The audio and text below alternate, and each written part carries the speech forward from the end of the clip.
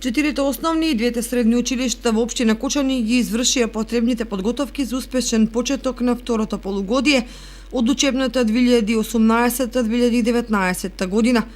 При посетата на средното општинско училиште Лјупчо Сантов, директорот Игор Христов информираше дека училиштето е подготвено за почетокот на второто полугодие. Нормално дека со Лјупчо Сантов Кочани е подготвено во делот, например, на јавните набавки со топлинска енергија за престојната зимска сезона се направени на целокупните подготовки.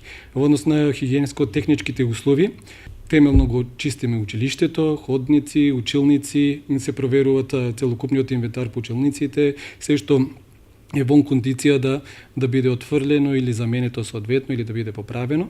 И од основното училиште Раде Кратовче, директорот Благо Давидков не информираше за спроведените активности кои се направени со цел да се обезбедат соодветни услови за почетокот на второто полугодие. Нашето училиште Раде Кратовче е подготвено целосно, значи да започне со второто полугодие од оваа година.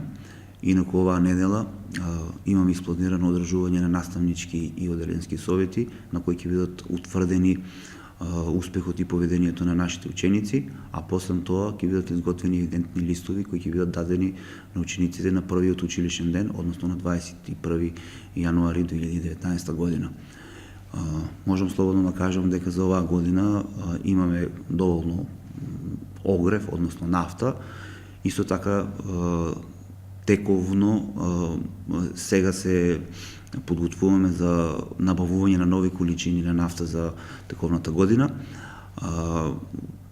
Во врска со учениците можам да кажам дека нашите ученици веќе се пријавени за надпреварите по биологија и природни науки и нормално со дознавањето на другите информации каде ќе се одржуваат и кога ќе се одржуваат другите надпревари, наши представници ќе бидат пријавени, значи, од нашето училиште. Можам да спомнам дека нашето училиште оваа година ќе биде учесник и на меѓународната студија TIMSS, односно тоа е меѓународно тестирање. Од нашето училиште ќе бидат тестирани ученици од 4-то оделение, 17 ученици се изберени по случаен избор, инаку ова тестирање се прави во 17 држави од светот и нормално ние ќе се потрудиме нашите ученици да добијат што може подобри резултати. Правиме подготовки, обезбедуваме материјали за тие ученици за да бидат подготвени најдобро што можат.